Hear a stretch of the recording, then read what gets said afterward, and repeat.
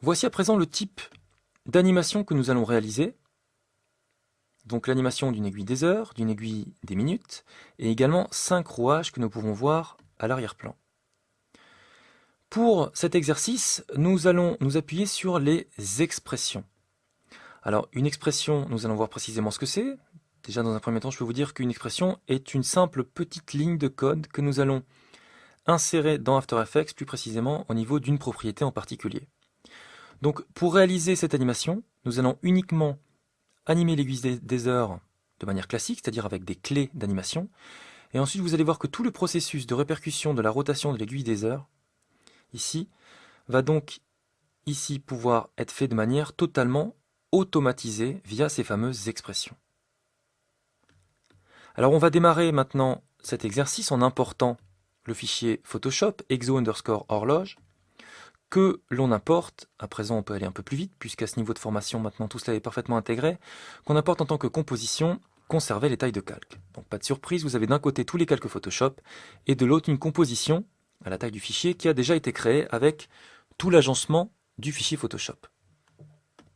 Alors en attendant, là je vais cacher les repères. Donc dans notre cas, je vous montre juste à quoi ça ressemble. Ici, vous avez l'aiguille des heures, l'aiguille des minutes. L'horloge en elle-même, c'est purement graphique pour habiller, donc je peux le verrouiller. Vous avez les différents rouages qui, eux, vont devoir être animés. Et ici, le fond rouage qui est également de l'habillage en arrière-plan, ici, pour faire joli. Donc ça, je le verrouille. Nous avons donc, en totalité, 7, ici, calques à animer. Alors nous n'allons pas, je vous le rappelle, poser des clés d'animation pour tous ces éléments. Vous allez voir comment automatiser tout ça. Donc commençons déjà à voir, ça c'est un réflexe que vous devez avoir quand vous allez commencer une animation. Vous voulez animer ici cette aiguille des heures en rotation. Vous vous mettez sur le paramètre rotation et vous modifiez la propriété de rotation. La première chose qu'on remarque ici, c'est qu'évidemment le point d'ancrage n'est absolument pas situé au bon endroit. La raison de la présence des repères que vous avez vus au tout début, c'est une façon et une feinte pour positionner exactement le point d'ancrage de l'aiguille des heures au même endroit que l'aiguille des minutes, ou plutôt l'inverse, c'est-à-dire que l'aiguille des minutes va avoir son point d'ancrage qui va être positionné exactement au même endroit que l'aiguille des heures. C'est-à-dire que là, je vais aller réafficher ces repères, qui sont issus de Photoshop. Dans le fichier PSD, ces repères ont été appliqués, mais rien ne vous empêche de les créer directement dans After Effects en affichant les règles et en faisant glisser comme ceci depuis la règle un repère. Voilà, je les supprime comme ceci en les faisant sortir du champ et avec pomme R ou CTRL R, ça vous permet d'enlever l'affichage des règles. Donc ici, je vais maintenant me mettre à 400% pour être bien sûr de bien voir ça précisément. Et je vais aller utiliser, ça on l'a déjà vu, l'outil déplacement arrière pour déplacer le point d'ancrage.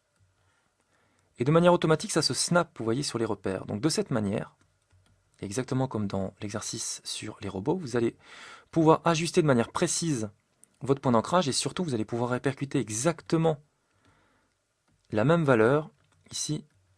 Alors évidemment, il faut que je verrouille tout d'abord les repères, sinon je peux les déplacer. Et là, vous voyez, ça se snap automatiquement à la jonction. Donc là, je sais que et l'aiguille des heures et l'aiguille des minutes ont leur point d'ancrage situé exactement au même endroit. Donc à partir de là, je switch en mode sélection, en appuyant sur V. Et je peux à présent me mettre en 100% comme au départ. À présent, je peux bouger l'aiguille des heures. Et je vérifie également l'aiguille des minutes. Étant donné que j'ai importé tous mes médias ici, du moins mon média, mon fichier PSD en tant que composition calque recadré, et que mes rouages sont parfaitement circulaires, vous pouvez voir que le point d'ancrage de chacun des éléments, étant donné qu'il y a eu un recadrage automatique, le point d'ancrage de chacun des rouages se situe pile au centre. C'est-à-dire que là, si je fais la rotation, elle se fait de manière parfaitement, vous voyez, circulaire, sans qu'il y ait des formations. Alors par contre, je vais me remettre à zéro ici, du média. Donc à présent, je vais déjà créer une animation. Il faut bien qu'il y ait une animation de créer ici. Donc de manière totalement classique, j'engage ici sur l'aiguille des heures. Ici, j'active l'animation. Je vais un peu plus loin. Pas besoin d'aller dans des valeurs extrêmes. Je reviens un peu en arrière. Je vais un petit peu en avant, comme ceci. et à 10 secondes, je reviens en arrière, comme ceci. Donc à l'heure actuelle, j'ai cette animation. Je sélectionne toutes mes clés, clic droit, assistant d'image clé, lissage de vitesse. Comme ça, on a une animation, si je lance une prévisualisation, avec des amortis autour des différentes valeurs. Alors, pas besoin d'animer l'aiguille des heures de manière plus rapide, vous allez comprendre pourquoi. C'est que maintenant, nous allons animer l'aiguille des minutes. Certains se disent, c'est très simple, il suffit juste de parenter l'aiguille des minutes à l'aiguille des heures. Alors, je vais le faire. Sauf que si vous parentez l'aiguille des minutes à l'aiguille des heures, eh bien, elles vont se suivre comme ceci. Or, tout le monde sait qu'une aiguille des minutes, ici, tourne 12 fois plus vite qu'une aiguille des heures.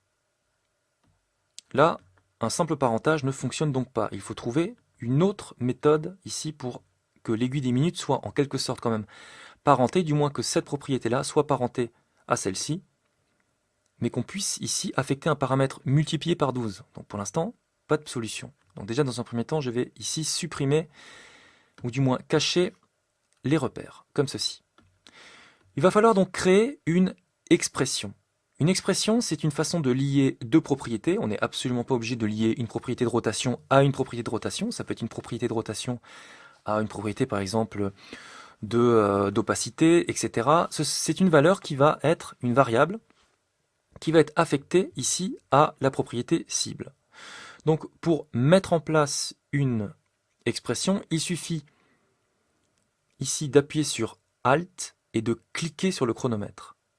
De cette façon, vous allez juste injecter une expression, vous n'allez absolument pas poser des clés. Quand vous créez une expression, vous mettez en place, vous activez le mode expression ici d'une propriété, vous avez la valeur qui devient rouge, et vous avez également ici un espèce de sous-menu qui apparaît. Alors ceci permet d'activer l'expression ou temporairement de la désactiver. Ceci, nous verrons plus tard à quoi ça sert. Là, nous allons nous arrêter sur ce petit coupillon. Dans notre cas, nous aimerions que cette rotation-là aille chercher déjà dans un premier temps cette valeur de rotation-là. Eh bien, c'est comme du parentage. Vous voyez le goupillon du parentage, là c'est le goupillon des expressions. Vous sélectionnez ici. Vous prenez le goupillon et vous allez chercher, non pas le calque, mais bien la propriété qui vous intéresse. Quand vous faites ceci, vous voyez qu'il y a ici du code qui a été injecté automatiquement dans le champ de texte qui se trouve ici.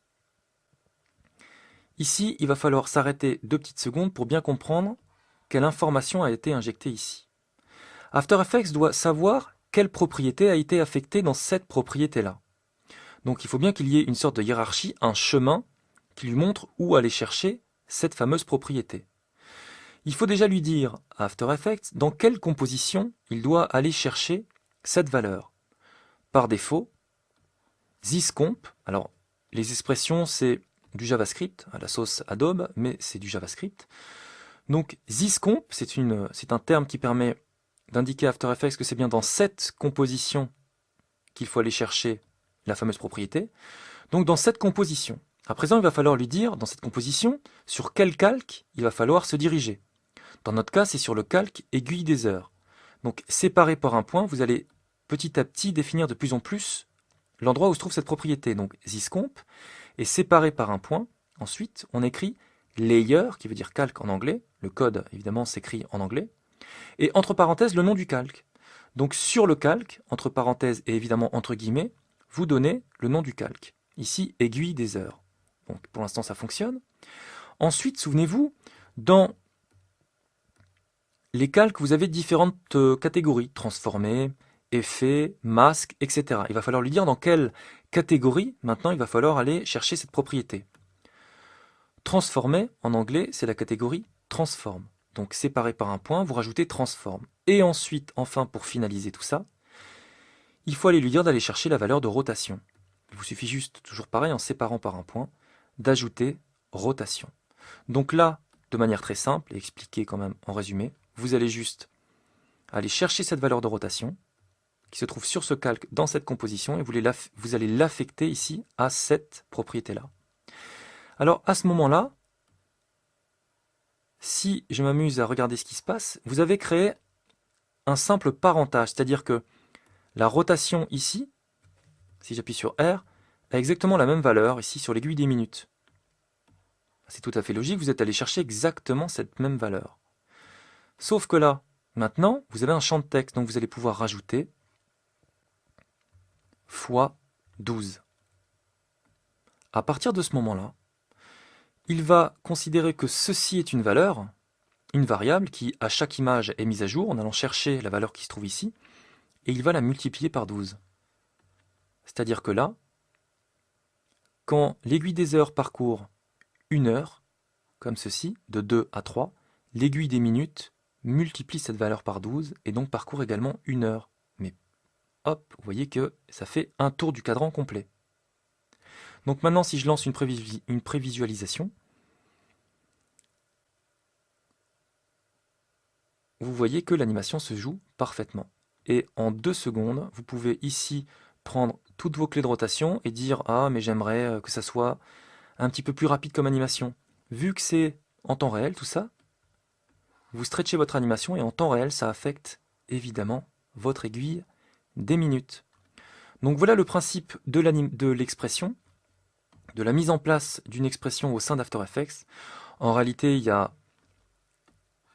50 000 façons ici d'arriver à vos fins. C'est réellement une interface pour faire de la programmation au sein même d'After Effects.